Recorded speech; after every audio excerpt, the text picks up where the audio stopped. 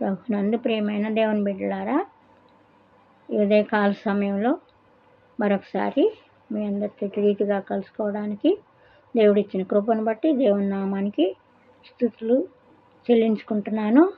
మరి ఆది కాండం యొక్క అధ్యయనము లేకపోతే ధ్యానాల్లో ఉన్నాము. ఈ దినము ధ్యానాంశంగా 12వ అధ్యాయమును ధ్యానం చేయబోతున్నాము. మరి దానికంటే ముందుగా చిన్న ప్రార్థనతోటి ఈ అధ్యయనాన్ని మొదలు పెట్టుకున్నాం. పరమందు ఆశీనుడైన మా ప్రియ పరలోకపు తండ్రి, ఇదిగో ఈ ఉదయకాల సమయంలో ప్రభు ఇటు రీతిగా మేము అందరం కలుసుకొని మరి ఆది కాండమును మొదటి నుండి ధ్యానిస్తుండగా మరి మీరు ఇస్తున్నటువంటి నడిపింపుని బట్టి మీకు వందనాలు, స్తుతులు, స్తోత్రములు తండ్రి. మరి అటు రీతిగా ఈ దినము 12వ అధ్యాయం 13వ అధ్యాయం ధ్యానించబోతుండగా నాయన మా మాటల్లో మీరుండండి, మీ మాటలు వినిపించండి తండ్రి.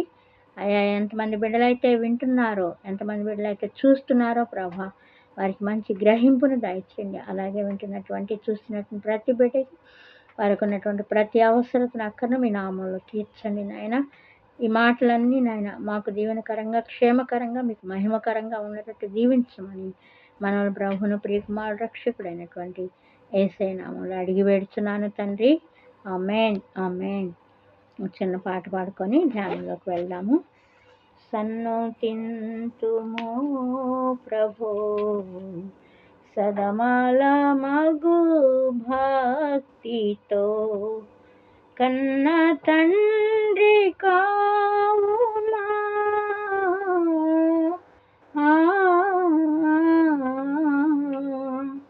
కన్న తండ్రి కావుమా,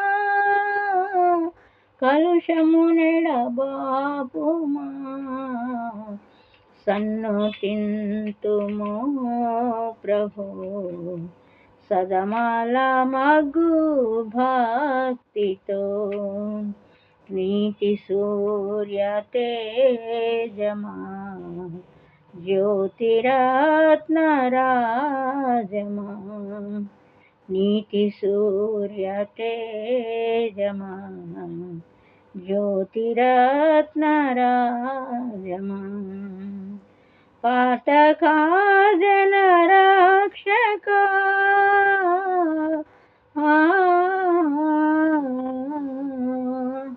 పాతకా జన రక్షక, పతిత పావన నామక, సన్నుతింతుమో ప్రభో సదమాల మగు భక్తితో, పాప చింతలన్నిటిన్ పారద్రోలుమో ప్రభో, నీ పవిత్ర నామమున్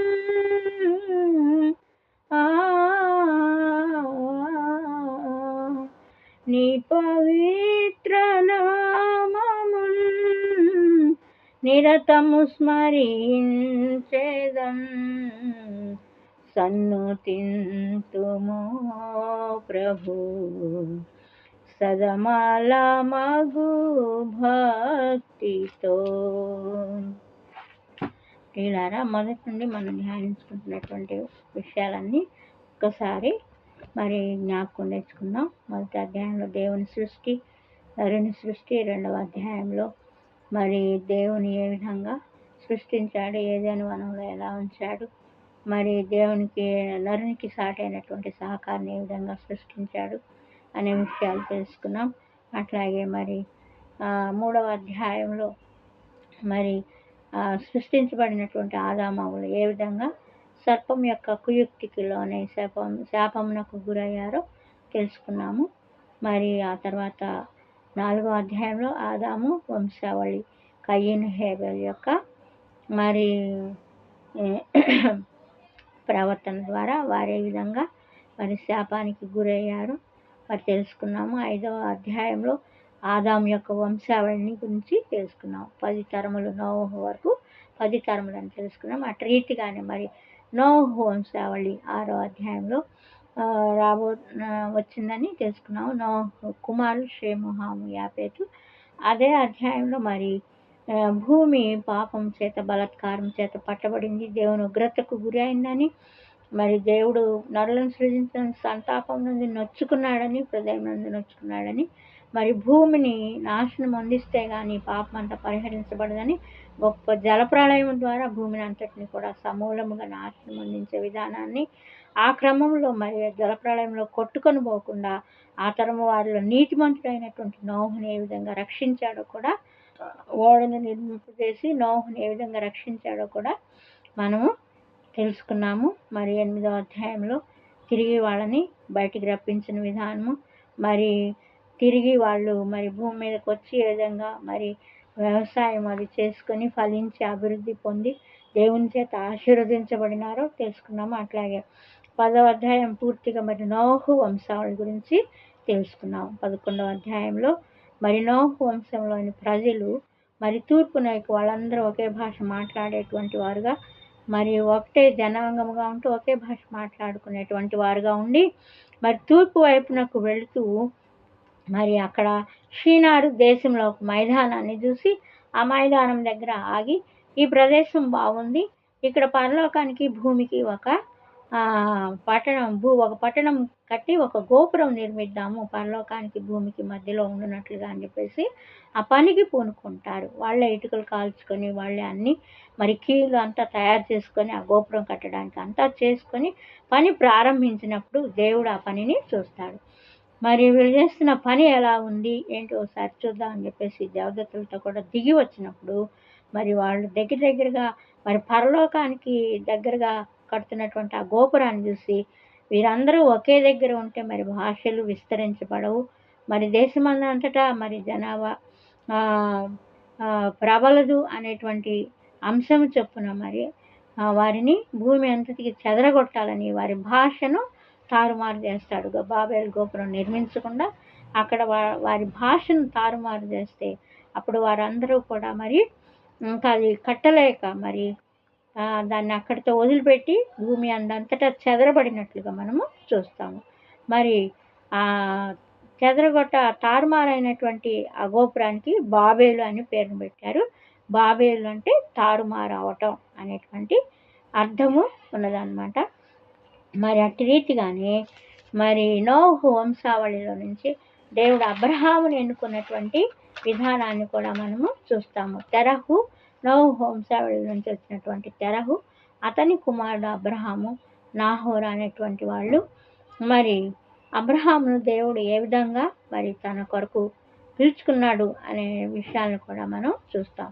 11వ అధ్యాయం చివరిలో మరి తెరహు తన కొడుకైనటువంటి అబ్రహాము కోడలైనటువంటి శారాను, హారాను కన్నటువంటి కుమారుడైన లోతును వెంటబెట్టుకొని మరి కానాను దేశానికి వెళ్ళటానికి అని చెప్పేసి బయలుదేరి వచ్చి హారాన్లో నివసిస్తూ ఉంటారు.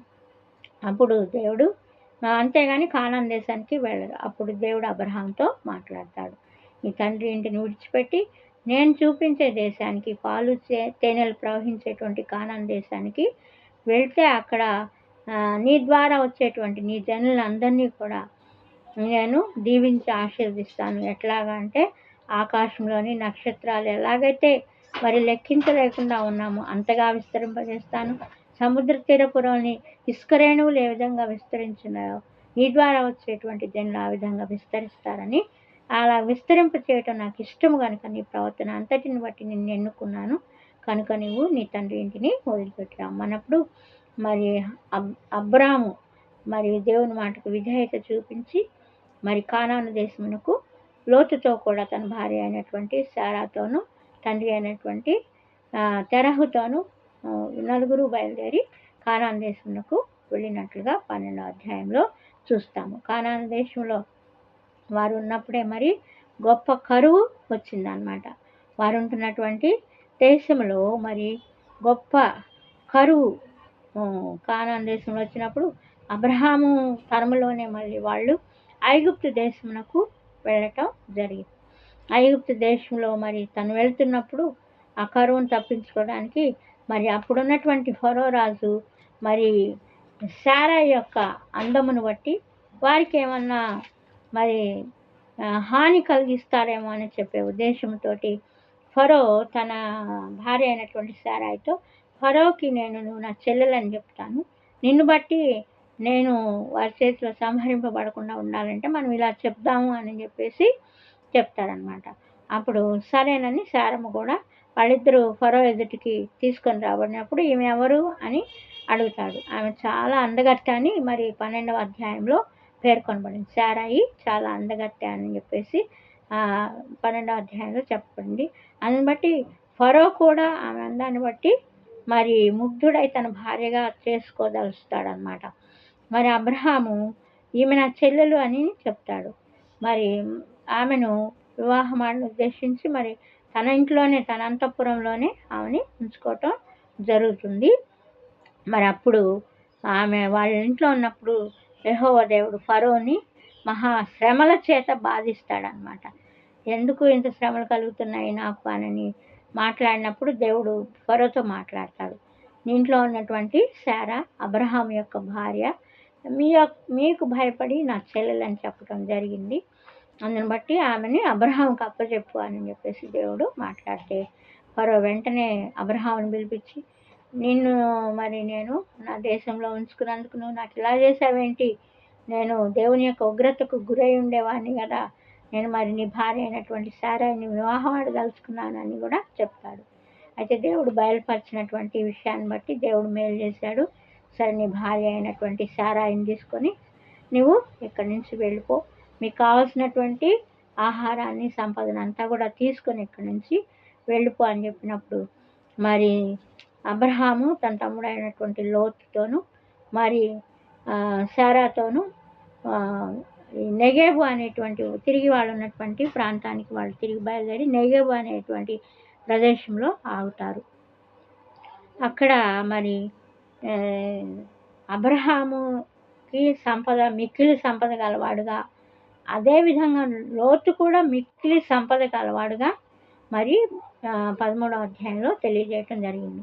మరి అదే సమయంలో అబ్రహాం పశువుల కాపర్లకు, లోతు యొక్క పశువుల కాపర్లకు వాటిని మేపే విషయంలో కలహం వచ్చినప్పుడు, గొడవలు వచ్చినప్పుడు అబ్రహాం అంటాడు, మనం ఇద్దరము కలిసి ఈ ప్రదేశంలో నివసించలేము, కనుక మన ఎదుట ఉన్న పెద్ద దేశం ఉంది, ఆ దేశంలోకి నువ్వు కుడివైపుకి వెళ్తే నేను ఎడం వైపుకి వెళ్తాను, నువ్వు ఎడం వైపుకి వెళ్తే నేను కుడివైపుకి వెళ్తాను, నువ్వే నిర్ణయించుకో, మనం కలిసి ఉండటానికి మన సంపద బహు విస్తారంగా ఉన్నది కనుక మనం ఒక చోట కలిసి నివసించలేము అని చెప్పినప్పుడు మరి లోతు సొదొమ గొమొర్రాల వైపు చూసినప్పుడు సొదొమ గొమొర్రాలను అగ్ని చేత కాల్చకముందు, అగ్ని చేత దహించకముందు ఎలా ఉందంటే దేవుని తోట వలె చూడడానికి పచ్చగా రమ్యమైనదిగా ఉన్నప్పుడు, సరే నేను ఇటువైపు వెళ్తాను తూర్పు వైపునకు అని చెప్పేసి మరి లోతు తూర్పు వైపునకు వెళ్ళడం,